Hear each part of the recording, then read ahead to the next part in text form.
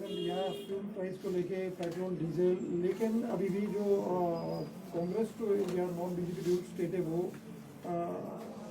इसमें राहत लोगों को नहीं दे रहे हैं।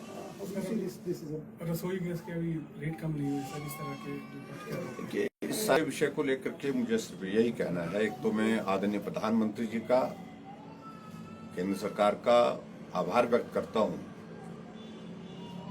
क्योंकि ऐसा अनुभव किया कि ऐसी परिस्थिति में जो पूरी विश्व की इकोनॉमी प्रभावित हुई है और प्रधानमंत्री जी ने हमेशा इस बात के लिए प्रयास किए हैं कि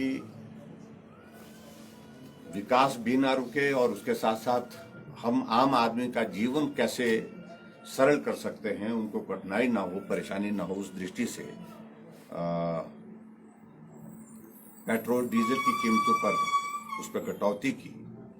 और मुझे इस बात की भी प्रसन्नता है कि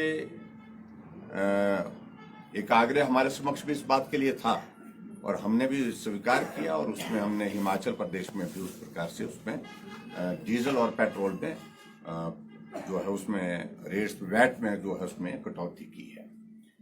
और अब कुल मिलाकर के डीजल पर लगभग 17 रुपए का फर्क पड़ रहा है, सस्ता हो गया।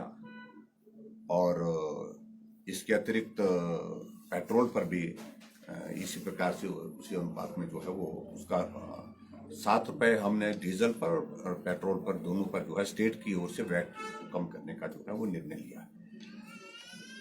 जहां तक कांग्रेस पार्टी की बात है, मुझे सिर्फ इसमें यही कहना है कि कांग्रेस वाले जो शोर डाल रहे थे अभी तक, उनको कोई नैतिक अधिकार नहीं है इन सारी बातों को कहने का। उनकी सरकारें जिन प्रदेशों में है, चाहे पंजाब है, चाहे राजस्थान है, जहां भी छत्तीसगढ़ है, 2-3 प्रदेशों में ही उनकी सरकार है, वो भी कम करें। राष्ट्रीय स्तर पर इस मुद्दे को उठाने की कोशिश की उनने कि इसके कारण महंगाई बढ़ रही है, लेकिन उसके बावजूद अपने राज्यों में वो ये जिस तरह से भारतीय जनता पार्टी और एनडीए शासित राज्यों में कदम उठाया इसको डीजल और पेट्रोल की कीमतों को कम करने के लिए, वो भी उठाएं। सर, अगर ये कीमतें पहले रिड्यूस कर दी जाती उपचुनाव से पहले तो क्या फर्क पड़ता चुनाव में? मैं उस सारी पर अब कुछ नहीं कहना चाहता हूँ। मैं सिर्फ यही कहना चाहता हूँ, चुनाव हो लिए हैं, परिणाम निकल गया है और परिणाम निकलने के बाद हम उसकी समीक्षा करेंगे, उसके बाद आगे बढ़ करके काम करेंगे। प्रधानमंत्री नरेंद्र मोदी के हिमाचल आने का कार्यक्रम बन रहा है, किस तरह का कार्यक्रम है, कब आते हैं, क्या वो हिमाचल आने वाले हैं? अभी वो एक पीठासीन अध्यक्षों की एक बैठक कर एक कार्यक्रम विधानसभा के अंदर होने वाला है 100 साल पूरे होने पर। उस दृष्टि से कार्यक्रम के लिए आग्रह हमारे लोकसभा स्पीकर की ओर से गया था उनके समक्ष, लेकिन अभी मुझे उनका ही फोन आया है, उस संदेश आया है कि अब वो वर्चुअली कनेक्ट होंगे फिलहाल। तो बाद में कार्यक्रम के लिए प्रधानमंत्री जी से आग्रह हम सरकार की ओर से जो हमारे बाकी कार्यक्रम है उनको बाद में करेंगे। Sir, after the people mandate अभी आपकी प्रशासनिक अधिकारियों के साथ बैठक की, आखिर सरकार किस मंशा के साथ अब चीजों को देख रही है?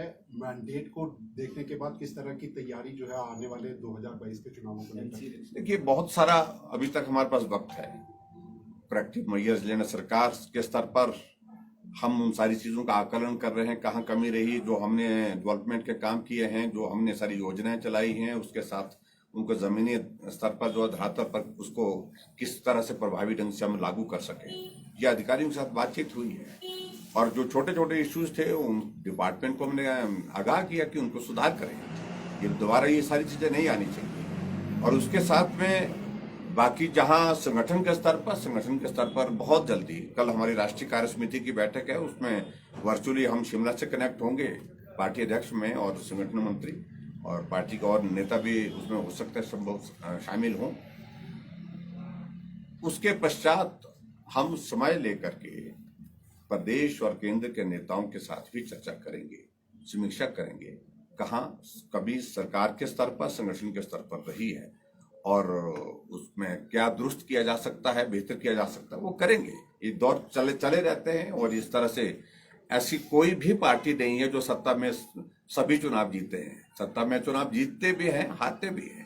तो हमारे लिए ये मुझे लगता कि एक संकेत उस दृष्टि से है कि हमको अलर्ट होकर के काम करना चाहिए, बेहतर काम करना चाहिए, और बेहतर काम करने के लिए हम उस दिन से हमने तय कर लिया कि बेहतर काम करने के लिए जो प्रयास किए जा सकते हैं वो करेंगे क्या सरकार के और सरकारी संगठन के स्तर योजनाएं पर। सर जनता तक नहीं पहुंच नहीं, योजनाएं पहुंची ऐसा भी नहीं है। देखिए, आप एक बात ही कहिए, मंडी पार्लियामेंट कॉन्स्टिट्यूंसी सबसे कम मार्जिन के साथ हारी है आज तक के इतिहास की।